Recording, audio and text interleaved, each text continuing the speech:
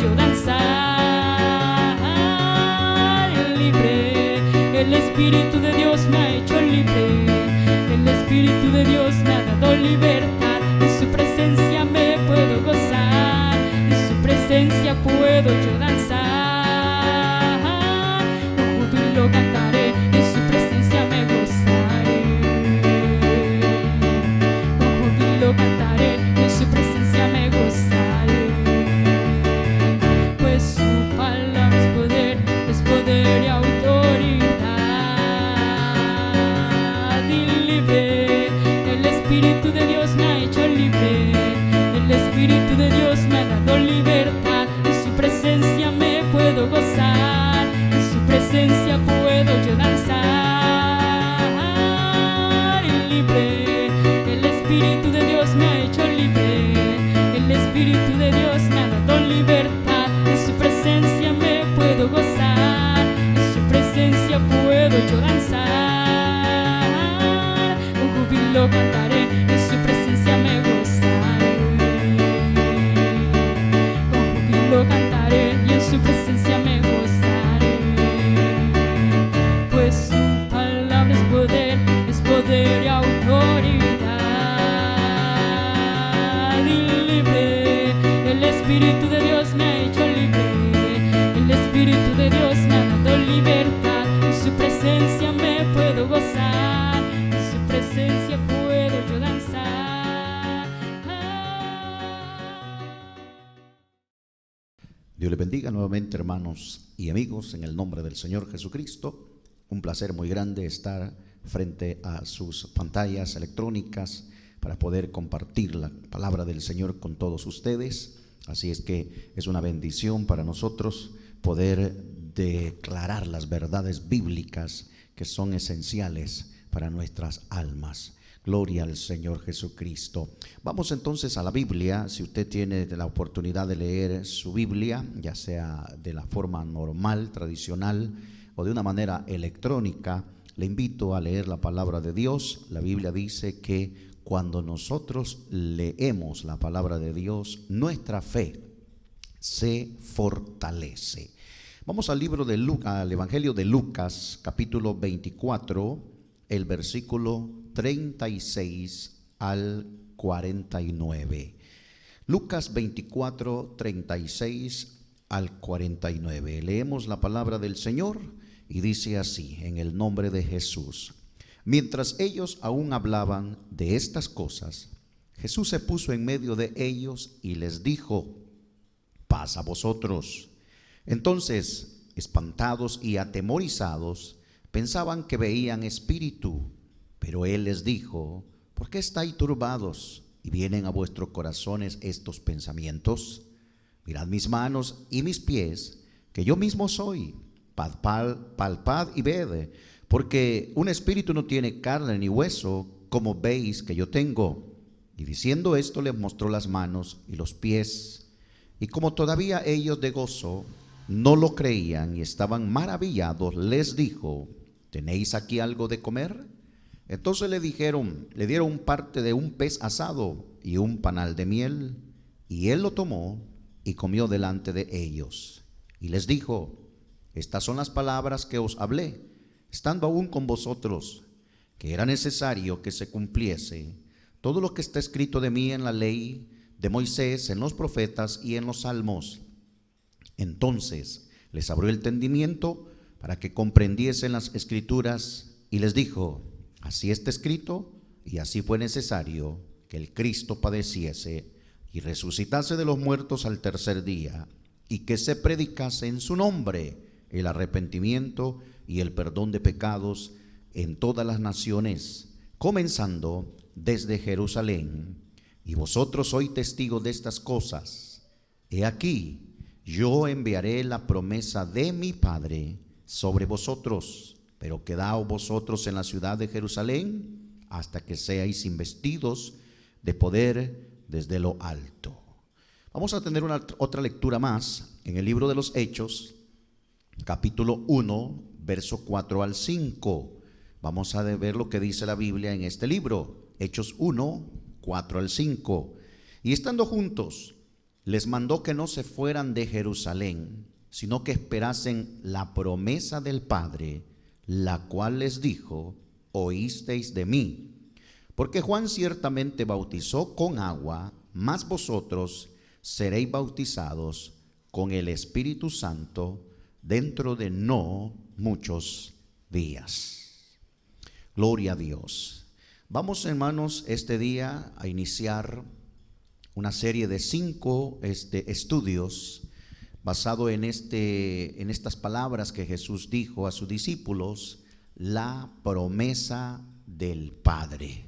De eso vamos a hablar y vamos a estar usando por lo menos unos 5 días para poder explicar lo que significa la promesa del Padre. Así es que le invito a que no se vaya a perder cada una de estas partes de este estudio bíblico, que es bien importante, sobre todo en este tiempo donde necesitamos la fortaleza del Espíritu Santo de Dios. Pero antes vamos a elevar una oración y pedir al Señor la bendición. Cierre sus ojos y vamos a decirle: bendito Dios Todopoderoso, en esta ocasión, una vez más, Señor, nos disponemos a poder escuchar su palabra, a recibir, Señor, el consejo de su palabra. Solamente, Señor Jesucristo, le pedimos que su palabra pueda ser discernida de la mejor forma, Señor, en nuestros corazones. Estamos listos, estamos dispuestos a poder entender, a poder recibir lo que usted quiere decirnos en esta ocasión. Yo le pido, Señor, que mis labios sean el medio en el cual usted pueda llevar esta palabra, Señor, a aquellos oídos sedientos y hambrientos, aquellos corazones que están deseosos, Señor, de entender más y más sus propósitos para con ellos. Gracias le damos, Señor, en el nombre de Jesús. Gloria al Señor. Muy bien, vamos entonces a iniciar este día con este estudio que le hemos puesto: la promesa del Padre. Gloria al Señor. Esta es una de las doctrinas bíblicas más fundamentales para la salvación de los seres humanos en esta dispensación. Por eso he tomado a bien traerlo, compartirlo con cada uno de ustedes, porque estamos hablando de eso, de la salvación de nuestras almas. Y en la salvación hay diferentes elementos que la Biblia nos enseña que entran en juego para que nosotros podamos ser parte de esa bendición de Dios. A través de la historia, mis hermanos y amigos, Dios ha tratado con los seres humanos de diferentes maneras, de diferentes formas. A esto se le conoce como dispensaciones. Una dispensación es un periodo de tiempo determinado en el cual Dios trata con los seres humanos de una forma en particular. Eso significa que a lo largo de la historia han existido varias dispensaciones, y en cada una de ellas el aspecto de la salvación ha sido distinto. Para poder tener una base, yo solamente le voy a mencionar 2 dispensaciones de las más conocidas que existen en la historia, y voy a referirme a las 2 dispensaciones del pasado para luego pues enfocarnos en nuestra dispensación actual. En primer lugar, existe la dispensación de la inocencia. Esta dispensación de la inocencia inicia con la creación del hombre. Vamos allá en el libro de Génesis y encontramos la creación de Adán y también cómo Dios también formó a Eva. Entonces nosotros estudiamos en esta dispensación, entendemos en esta dispensación que comenzó con la creación del ser humano, el primer hombre que Dios creó, llamado Adán, y luego pues hizo a Eva. Y usted conoce la creación de los animales, el ordenamiento de los mares, de los lagos, de los ríos y todo eso. Ahí inicia la dispensación de la inocencia. Esta dispensación termina con el juicio de la expulsión de Adán y Eva del huerto del Edén. No sabemos cuánto duró esta dispensación, no tenemos idea. La Biblia tampoco nos da la fecha correcta, el tiempo correcto de cuánto duró esta dispensación. Lo que sí nosotros sabemos es que duró mientras Adán y Eva estuvieron obedeciendo a Dios. Después que el pecado causó estragos en la vida de estas primeras personas, la dispensación realmente nos da a nosotros un indicio muy importante. El requisito para mantenerse a salvo del pecado y de la muerte eterna era nada más un mandamiento que Dios le dio a Adán. Y la Biblia nos enseña que Dios le dijo: de todo árbol que hay en el huerto pueden comer, menos de uno, le dijo el Señor, que era el árbol de la ciencia del bien y del mal. La obediencia a este mandato de Dios era lo que mantenía a Adán y Eva salvos del pecado y de la muerte eterna. No sabemos cuánto duró esa dispensación, no sabemos si fueron meses, años, no sabemos cuánto fue. Lo que sí estamos claro, hermano, amigo, es que esta dispensación duró mientras Adán y Eva se mantuvieron obedientes a no comer del árbol que Dios les había dicho. Cuando ellos comen de ese árbol es cuando viene el juicio de la expulsión, y entonces termina la dispensación de la inocencia y da lugar a la siguiente dispensación, conocida como la dispensación de la conciencia. Aquella era inocencia y ahora es la conciencia. Esta dispensación de la conciencia, en este tiempo, después de que Adán y Eva desobedecen, por haber desobedecido a Dios, por haber comido de ese árbol, por haber perdido la inocencia y la gracia que Dios le había dado a estos seres humanos, entonces los ojos de ellos fueron abiertos, dice la Biblia. Entonces ellos ahora tenían conocimiento del bien y del mal. A partir de ese momento, todo ser humano que nace de Adán y Eva ahora tiene una conciencia acerca de lo bueno y de lo malo. Por tanto, era responsabilidad personal, moral de cada persona buscar lo bueno o buscar lo malo. Sabiendo el bien y el mal, el ser humano era responsable de apartarse de él o acercarse a Dios. Ahora ya era una situación personal, ahora era una responsabilidad de cada uno que pudiera buscar a Dios o pudiera acercarse al mal. Lastimosamente nosotros conocemos la historia del libro de Génesis y nos damos cuenta que el hombre se acercó más al mal, amó más las tinieblas, amó más los placeres y la maldad que lo bueno. Y de esa manera es como la humanidad comienza a corromperse en grande manera delante de Dios, tanto que Dios se duele en su corazón y dice: voy a tener que destruir a esta generación.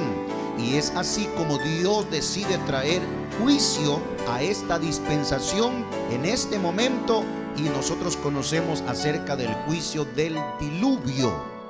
Entonces Dios decide terminar esa dispensación, pero antes de enjuiciar al mundo, la historia bíblica nos dice que Dios echa un vistazo a la humanidad para poder ver si salvaba a algún ser humano de ese tiempo.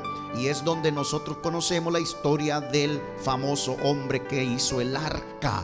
Sí, Noé. Ese es el hombre que Dios vio justo y temeroso en esa generación junto a su familia. Y es cuando Dios habla con Noé. Entonces Noé le escucha, obedece a la voz de Dios, inicia la construcción del arca, le habla a los seres humanos de aquella época del juicio que iba a venir de parte de Dios a la tierra. Las personas de aquel tiempo no le creen a Noé, y todo aquel que no creyó lastimosamente murió en aquella época. Solamente dice la Biblia que fue Noé y su familia los que tuvieron la capacidad de creerle a Dios. Y de esa manera es como se salvaron Noé y su familia. El apóstol Pedro en su carta, en la primera carta, capítulo 3, verso 20 al 21, nos hace mención de este suceso.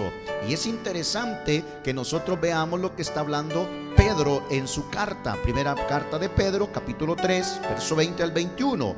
Los que en otro tiempo desobedecieron, cuando una vez esperaba la paciencia de Dios en los días de Noé, mientras se preparaba el arca, en el cual pocas personas, es decir, 8, fueron salvadas por agua. El bautismo que corresponde a esto ahora nos salva, no quitando las inmundicias de la carne, sino como la aspiración de una buena conciencia hacia Dios por la resurrección de Jesucristo. ¿Escuchó eso, hermano, amigo? El apóstol Pedro hace un énfasis a aquella generación, aquella dispensación. Nos revela, también confirma que solamente 8 personas se pudieron salvar en ese tiempo. Pero también nos da una revelación más de lo que es esto. Nos dice que esa forma de salvación que Dios usó en aquel tiempo, por eso dice, fueron salvados por agua, es un tipo, es una sombra de cómo Dios salvaría en el futuro a la humanidad de la que nosotros somos parte, mi hermano, mi amigo. Nuestra dispensación actual, esta era una sombra, un tipo. Esa misma agua, oiga bien, que ahogó a todos los seres vivientes de aquella época en el diluvio, esa misma agua también fue la que salvó a Noé y su familia. Y la diferencia fue porque esa misma agua hizo flotar el arca que había sido construida por orden de Dios. O sea que lo único que separó a Noé y a esa generación perversa de aquella época de la muerte fue el arca. Todos los que estaban en el arca no perecieron. ¿Está siguiendo esto? Esto es interesante. Mire cómo Dios hace. Eso significa que la misma agua que ahogó, que mató, que trajo muerte a la humanidad que no obedeció, fue la misma agua que hizo flotar el arca y de alguna manera salvó la vida de estas personas. Pero la diferencia hizo la obediencia de entrar al arca. Gloria al Señor. Que aquí está contemplado, mi hermano, la salvación de cada ser humano. La base de todo esto es fe y obediencia. Si no hay fe y obediencia, entonces no hay nada. Gloria al Señor. El apóstol Pedro nos da esa revelación maravillosa y hace mención luego del bautismo en agua, que es la única forma de salvación para la dispensación presente, lo que nosotros conocemos como la dispensación de la gracia. Esa es la dispensación en la que estamos viviendo ahora nosotros. También otros la conocen como la dispensación del Espíritu Santo. Vamos a hablar de eso más ampliamente en este estudio que vamos a estar exponiendo. Pero todo esto concuerda con lo que Jesús le dijo a un rabino israelita muy conocido en el tiempo de aquel momento de Israel, llamado Nicodemo. Usted y yo sabemos lo que dice Juan capítulo 3, verso 5, pero si no, usted puede corroborarlo, puede leerlo en su casa. Juan 3:5. Respondió Jesús: de cierto te digo, que el que no naciere de agua y de espíritu no puede entrar en el reino de Dios. Jesús le estaba enseñando a este rabino israelita que la salvación en la dispensación de la gracia está basada en el nuevo nacimiento. Eso.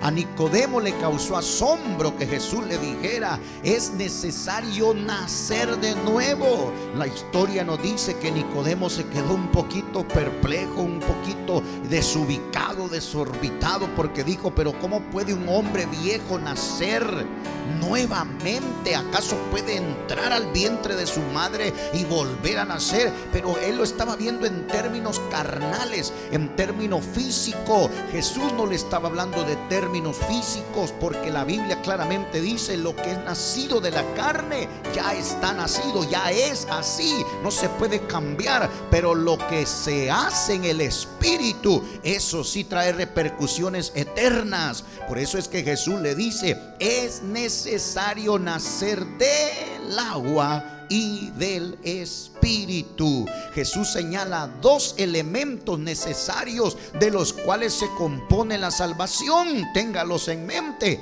agua y espíritu. De eso está hablando Jesús. Y también Jesús se lo dijo a sus discípulos en Lucas, el capítulo 24 y el verso 45 al 49.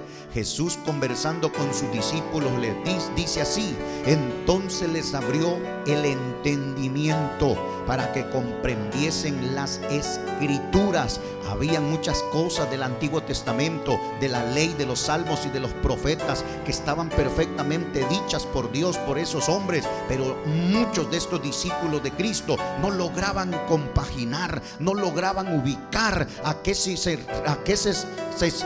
cuál era el significado de estas profecías. Entonces Jesús viene y les abre su entendimiento para que comprendiesen las escrituras antiguas, y les dijo: así está escrito, y así fue necesario que el Cristo padeciese y resucitase de los muertos al tercer día, y que se predicase en su nombre el arrepentimiento y el perdón de pecados en todas las naciones, no solo en Jerusalén, no solo en Galilea, no solo en Samaria, no solo en Judea, en todas las naciones. Eso incluía nuestro país, El Salvador. Eso incluye su país donde usted está habitando, mi hermano, mi amigo. Qué bueno es que Dios pensó no solo en Jerusalén, no solo en los israelitas, también pensó en nosotros. Qué bueno, gloria al Señor. Pero dice la Biblia: comenzando desde Jerusalén,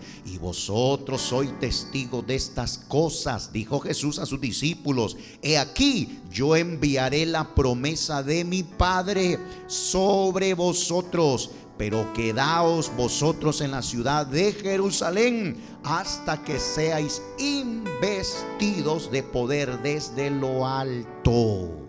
A mí me agrada hablar de estos temas, mi hermano, mi amigo. ¿Por qué? Porque esto es parte de la salvación de nuestras almas. La salvación en la dispensación actual comprende el arrepentimiento. Sí, el arrepentimiento es aquel cambio radical que hacemos en nuestra mente, en nuestro corazón. Cambiamos de rumbo, nos arrepentimos delante del Señor. También comprende el perdón de pecados. Claro que sí, los judíos sabían perfectamente que el único que puede perdonar pecados es Dios. Él es el único que tiene la capacidad de perdonar, el atributo de perdonar pecados. También incluye el nacer del agua y del Espíritu. Jesús les habló a estos discípulos. Ahora, todos estamos realmente nosotros entendiendo, comprendiendo perfectamente lo que es el plan de la salvación, el arrepentimiento. Nadie se arrepiente si no tiene fe en Dios. Tiene que tenerlo en mente. La fe es un elemento importante para la salvación. La Biblia dice que la fe viene por el oír la palabra del Señor. Así que, hermano, amigo, usted que ha estado escuchándonos a través de estas transmisiones a lo largo de este tiempo que hemos estado en cuarentena, usted ha estado siendo alimentado en su fe. Algo tiene que estar sucediendo en su corazón. Algo tiene que haber estado despertando en su corazón. Un interés, una curiosidad por conocer más pasa? Dios ha venido despertándose, algo ha venido pasando. ¿Por qué? Porque su fe ha sido estimulada al escuchar la palabra del Señor. Nadie se arrepiente si no tiene fe en su corazón, y cuando alguien está arrepentido es porque la fe se activó. Gloria al Señor. Y luego viene lo que es el paso del bautismo en agua en el nombre de Jesucristo. Jesús lo dijo claramente: el que creyere y fuere bautizado, este será salvo. Eso significa entonces que lo que es la salvación está comprendida en la fe, el arrepentimiento y el bautismo en agua en el nombre de Jesús. Pero eso no termina ahí, mi hermano, mi amigo. Eso todavía le falta un elemento, un componente, y es de lo que Jesús hablaba, y es lo que vamos a estar hablando en este estudio. También Jesús habló de nacer del Espíritu. De eso vamos a estar hablando. Juan el Bautista también habló del bautismo del Espíritu Santo en Lucas capítulo 3, verso 16. Mire lo que dice eso, mire lo que dice la Biblia. Lucas 3:16. Respondió Juan diciendo a todos: yo a la verdad os bautizo en agua, pero viene uno más poderoso que yo, de quien no soy digno de desatar la correa de su calzado. Él los bautizará en Espíritu Santo y fuego. Juan el Bautista dio una profecía en aquel momento y dijo: yo simplemente estoy bautizándoles a ustedes en obediencia a lo que el Señor me comisionó, pero yo los bautizo en agua para arrepentimiento de sus pecados. Sin embargo, tras de mí viene otro, dijo, hablando de Jesús, hablando de Cristo, que no solamente dice él, yo no soy digno de desatar la correa de su calzado, pero dijo Juan una cosa importante: él os bautizará en Espíritu Santo y fuego. ¿De qué se trataba ese bautismo? ¿A qué se refería Juan con eso? Ya lo vamos a estar entendiendo en el estudio que vamos a estar dando. Ahora, cuando se habla de la promesa del Padre, ¿a qué se refiere? ¿De qué se trata la promesa del Padre? ¿Sabe que esto no era algo nuevo? No, esto no era algo nuevo que se estaba presentando en ese momento.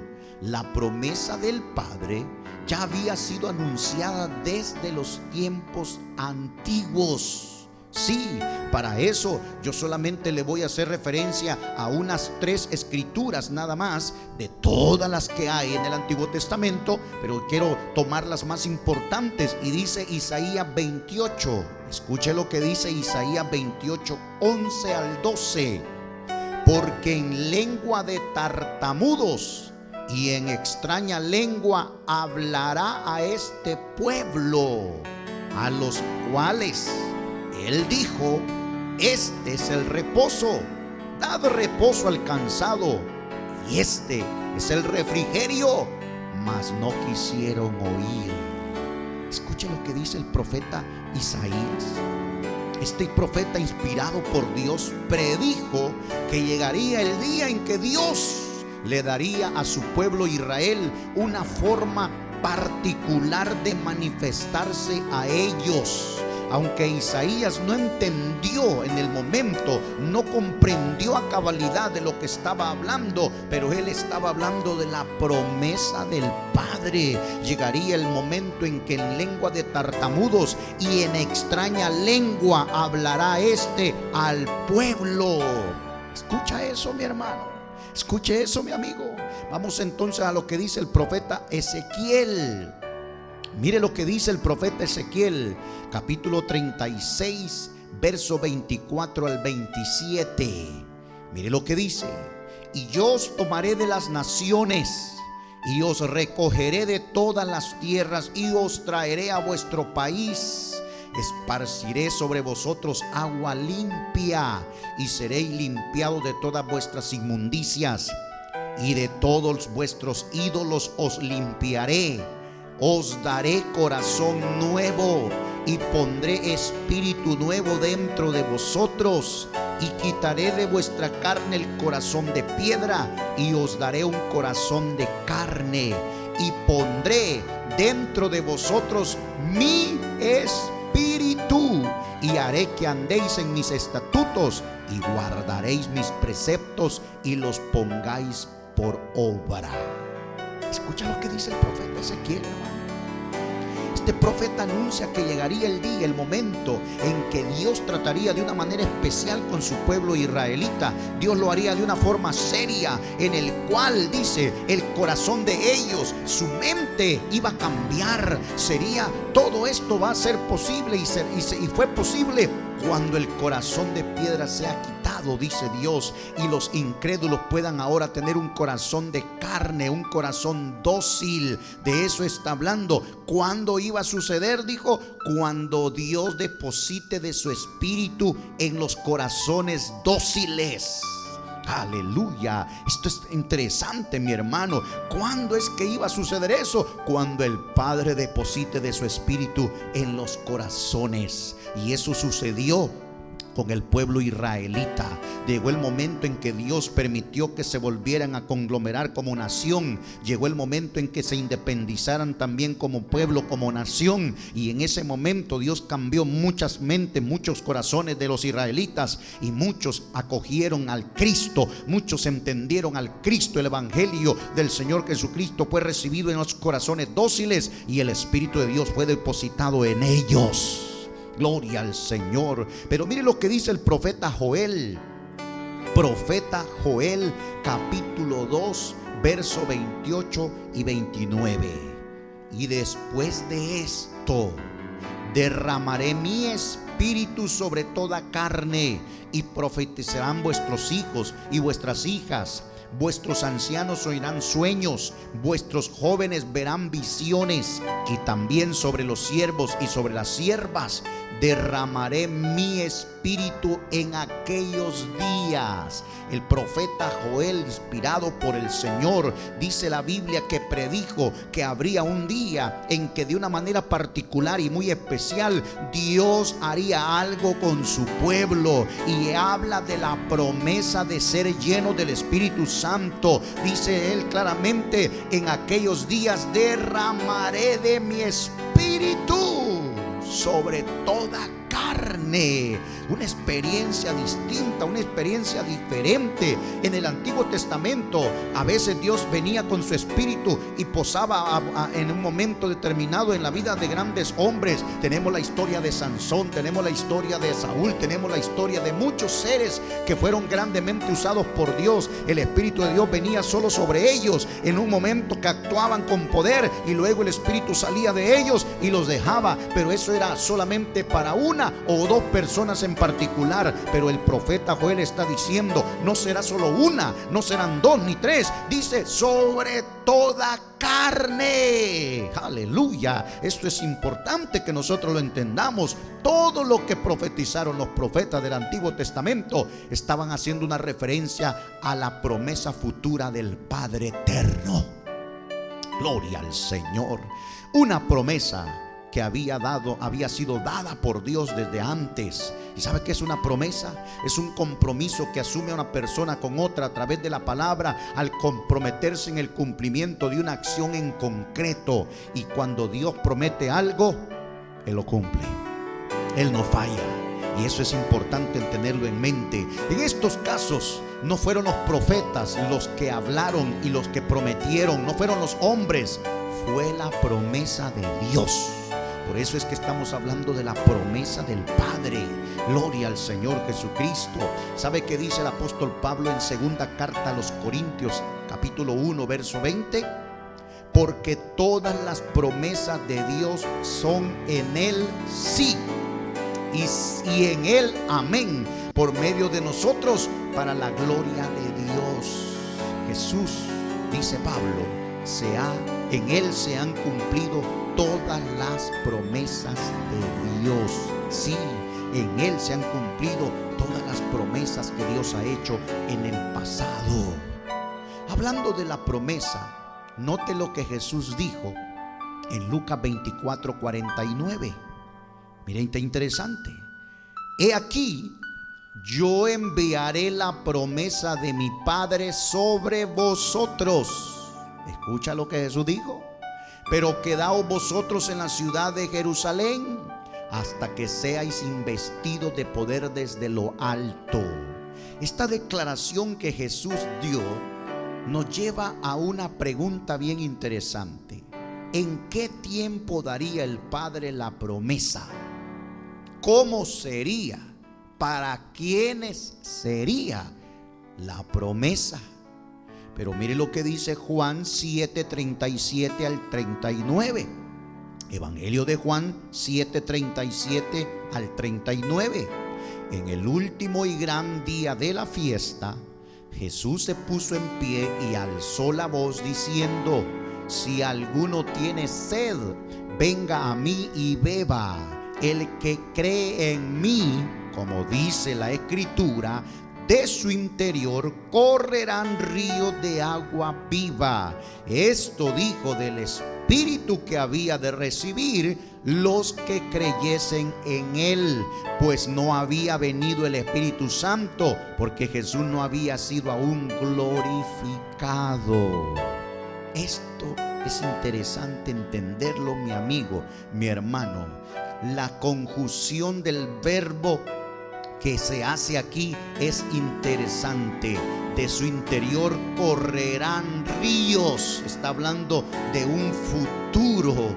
Eso estaría sucediendo con los que creyesen en Jesús, como dice la Escritura. El Espíritu no había venido todavía, dice Juan, aclarando la declaración de Jesucristo. Jesús fue claro y dijo: el que cree en mí, de su interior correrán ríos de agua viva. Pero para que el lector entendiera a qué ríos se estaba refiriendo Jesús en ese momento, a qué agua se estaba refiriendo Jesús en ese momento, a qué gozo, a qué alegría se estaba refiriendo Jesús en ese momento, Juan aclara después y dice que se estaba refiriendo al Espíritu que recibirían los que creyesen en Jesús. Pero como todavía no había venido el Espíritu, porque Jesús no había sido glorificado, en otras palabras, todavía la muerte de Jesús no había sido un hecho. Cuando Jesús murió y resucita el tercer día, entonces es glorificado, y de esa manera es cuando entra en acción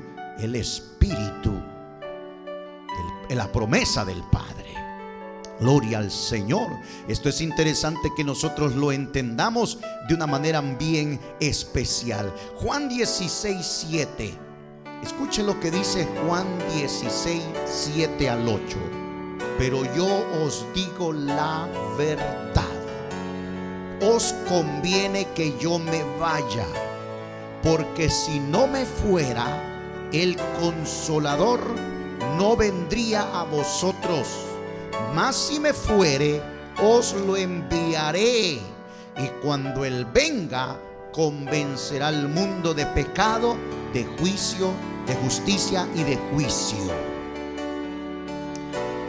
Mire, a mí me gusta cómo se traduce esta escritura en lo que es la traducción del lenguaje actual. Fíjese, esa misma la traducción del lenguaje actual dice: pero le digo la verdad, es mejor para ustedes que yo me vaya, porque si no me voy, el defensor no vendrá para estar con ustedes. Pero si yo me voy, yo se lo enviaré. Cuando Él venga, mostrará claramente a la gente del mundo quién es pecador, quién es inocente y quién recibe el juicio de Dios. Esta declaración que Jesús hizo es importante, mi hermano. ¿Cuándo vino la promesa del Padre? ¿Cuándo fue que Jesús envió su Espíritu? ¿Cuándo? ¿Cuando estaba con ellos? No. Ya lo vamos a ver más adelante. El Espíritu, el Consolador, o como lo traduce en esta traducción del lenguaje actual, el Defensor, no vendrá sin antes Jesús fuese alzado a los cielos. Corporalmente Jesús tenía que salir de la tierra para que su Espíritu viniese a esa nueva manifestación que Jesús traería a la tierra. es que nosotros conocemos como el otro consolador, o como lo traduce esta versión, el defensor. Amén. Esto es importante. A mí me agrada entender esta situación, porque estamos hablando de que Jesús mismo, en otra forma, en otra manifestación, es que ha dado su presencia a nuestras vidas. Es por eso que cuando Jesús hubo resucitado, en Hechos 1, verso 4 al 5, dijo estas palabras: y estando juntos, les mandó que no se fueran de Jerusalén, sino que esperasen la promesa del Padre, la cual les dijo: oísteis de mí. Porque Juan ciertamente bautizó con agua, mas vosotros seréis bautizados con el Espíritu Santo dentro de no muchos días. Les dio un mandamiento. Jesús les dijo: no se vayan de Jerusalén. Nadie va a predicar, dijo Jesús. Nadie va a sanar. Nadie va a hablar de mí por los diferentes lugares, las aldeas. Nadie, hasta que reciban la promesa del Padre. Yo se las he dicho, han oído de mí de esto. Entonces los discípulos estaban completamente conscientes de que antes de moverse a predicar, antes de moverse a sanar a las personas, antes de ir y cumplir la gran comisión, la orden de Jesús fue clara: no se vayan de Jerusalén hasta que reciban la promesa del Padre. Gloria al Señor Jesucristo. Les mandó a no irse de la ciudad de Jerusalén hasta poder tener la experiencia gloriosa del Espíritu Santo. Todo esto, si usted lo mira en el libro de los Hechos, fue específicamente después de que Jesús fue ascendido a los cielos. Minutos antes de que Él ascendiera corporalmente a los cielos, Jesús les da estos mandamientos, les da estas instrucciones perfectas y les dice a ellos: no se vayan de Jerusalén, quédense en Jerusalén hasta que reciban la promesa del Padre, la cual oísteis de mí. Y Juan habló de ello, dijo el Señor Jesucristo. Juan les dijo acerca de esta promesa. Dijo que Él bautizaba en agua, pero que vendría otro tras de Él, que iba a bautizar en Espíritu Santo y fuego. Eso es que nosotros encontramos en el libro de los Hechos, para que usted pueda comprender cómo fue el orden de los sucesos. Mi hermano, mi amigo, usted debe de leer claramente y detalladamente, despacio, con un corazón hambriento, todo el capítulo 1 del libro de los Hechos, el capítulo 2 del libro de los Hechos, el capítulo 3, todo el libro de los Hechos. Léalo de una forma tan detallada, tan minuciosa, para que usted pueda encontrarle el sentido del orden de los acontecimientos. Por eso es que encontramos en el libro de los Hechos, en el capítulo 1, cómo fue el orden de los hechos. Y ahí encontramos que Jesús les da esta declaración, les hace esa instrucción. Y los discípulos, dice la Biblia, que fueron y descendieron, dice el capítulo 1 de los Hechos, y el verso 6 dice: entonces los que se habían reunido le preguntaron: Señor, ¿restaurarás el reino en este tiempo? Y Él les dijo: no os toca vosotros saber los tiempos o las sazones que el Padre puso en su sola potestad, pero recibiréis poder cuando haya venido sobre vosotros el Espíritu Santo, y me seréis testigos en Jerusalén, en toda Judea, en Samaria y hasta lo último de la tierra.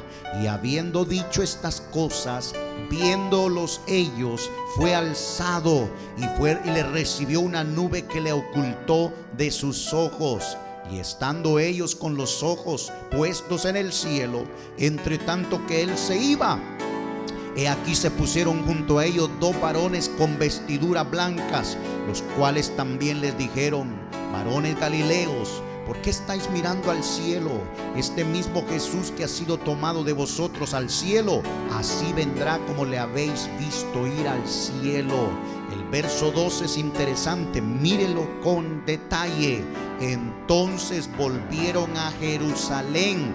Los 120 que estaban en el aposento alto, dice que, los que estaban viendo la ascensión de Cristo, los que estaban presenciando cuando Jesús se iba corporalmente a los cielos, mire, volvieron a Jerusalén desde el monte que se llama del Olivar, Hechos 1:12, corrobórelo, el cual está cerca de Jerusalén, camino de un día de reposo. Y entrados subieron al aposento alto, donde moraba Pedro y Jacobo, Juan, Andrés, Felipe, Tomás, Bartolomé, Mateo, Jacobo hijo de Alfeo, Simón el celote, Judas hermano de Jacobo. Y todos estos perseveraban unánimes en oración y ruego con las mujeres y con María, la madre de Jesús, y con sus hermanos. ¿Escuchó eso? Ellos fueron obedientes al mandato de Cristo. No se vayan de Jerusalén hasta que reciban la promesa del Padre.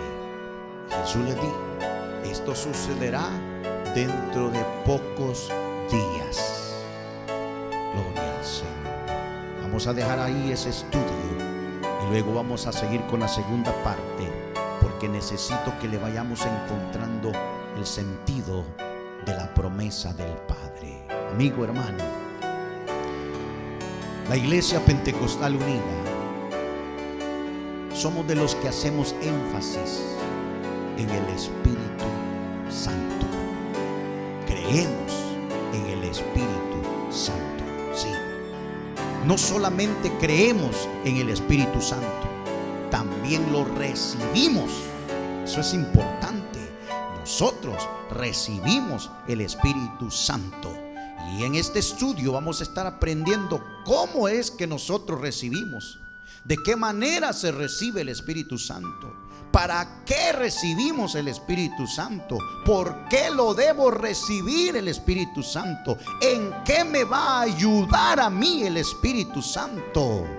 Gloria a Dios. Amén. Eso lo vamos a estar estudiando en las siguientes lecciones que vamos a estar haciendo. Pero yo quiero decirle una cosa, mi hermano, mi amigo: el Espíritu Santo es vital para nuestras vidas en este tiempo.